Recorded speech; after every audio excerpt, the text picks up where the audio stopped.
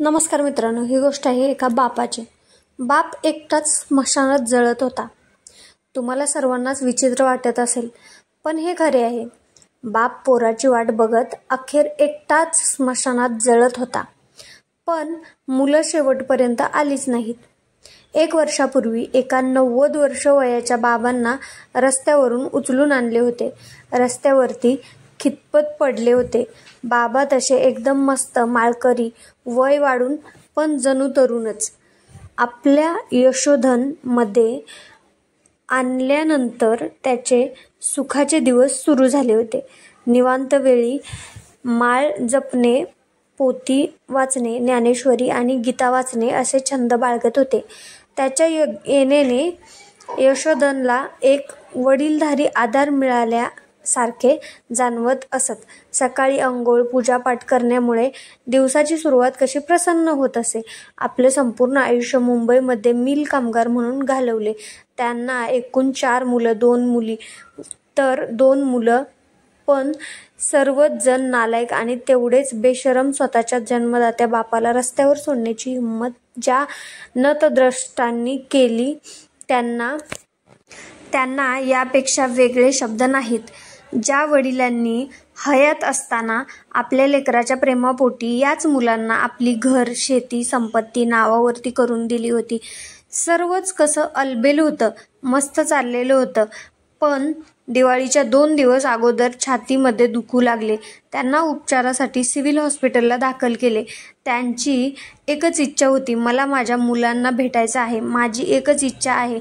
प्रयत्नाची पराकाष्ठा करून त्यांचे नंबर मिळवले, पण प्रत्येक मुलाकडून आणि मुलीकडून आता वेळच नाही, परत फोन करू नका असा मेसेज आला. आता मी मात्र हतबल होतो की बाबांना काय सांगायचं. उपचार सुरू असताना मात्र काळजीबरोबरच त्यांना आधार देत होतो. मात्र दिवाळीच्या पाडव्या दिवशीच त्यांना पुन्हा अटॅक आला.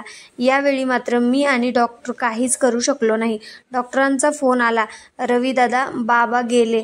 काळीज चिरावं तशा वेदना झाल्या. मन सुन्न झाले. दिवाळीच्या पंत्या विझवल्या आणि जड पायांनी दवाखान्याच्या दिशेने निघालो. बराच वेळ त्यांना पाहण्याची हिंमतच होत नव्हती. पुन्हा एकदा मुलांना सांगण्याची वेळ आली.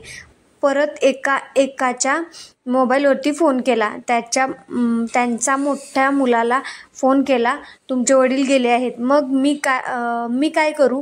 मी तुम्हाला सांभाळायला सांगितले होते का? तुमचं तुम्ही बघा, नाहीतर बेवारसपणे सोडा. मी येणार नाही आणि फोन पण करू नका. मला परत एक धक्काच बसला. एकामागून एक मात्र अशीच उत्तरं मिळत गेली. कोणी तब्येतीची कारणं सांगत होतं, तर कोणी जमणार नाही असंच सांगितलं. खूप वेळा विनंती केली, पण त्यांनी येणारच नाही असाच सूर लावला. तुमचे तुम्ही बघा, आम्हाला त्रास देऊ नका. ज्या बापाने अंगाखांद्यावरती खेळवले, हवं नको ते पाहिले, मोठे केले, त्याच्या जाण्याचे जर दुःख होत नसेल, तर यांची दगडासारखी झालेली हृदयांना कधीच पाझर फुटणार नाही. मग मात्र मीच अंतिम संस्कार करण्याचे ठरवले. त्या बाबांच्या गावी कळवले. काही लोक आलेही आणि बाबाचा अंतिम प्रवास सुरू झाला. सर्व शासकीय प्रोसेस पूर्ण केल्या आणि बाबाच्या या मानसपुत्रावरती त्यांना शेवटचा निरोप देण्याची वेळ आली. जड अंतःकरणपूर्वक जवळच्या स्मशानभूमीमध्ये अगदी विधिवत सर्व करून सरण रचत होतो. मात्र माझ्या डोळ्यात टिपकणाऱ्या पाण्यांना वाट मोकळी करून देत होतो. नसतील माझ्या रक्ताचे, पण माणुसकीने त्याचे आणि माझे नाते बाप लेकाप्रमाणे झाले होते. शेवटी अग्नी दिला आणि तिथेच शांत बसून राहिलो. तेव्हा मात्र बाप एकटाच सरणावरती जळत होता.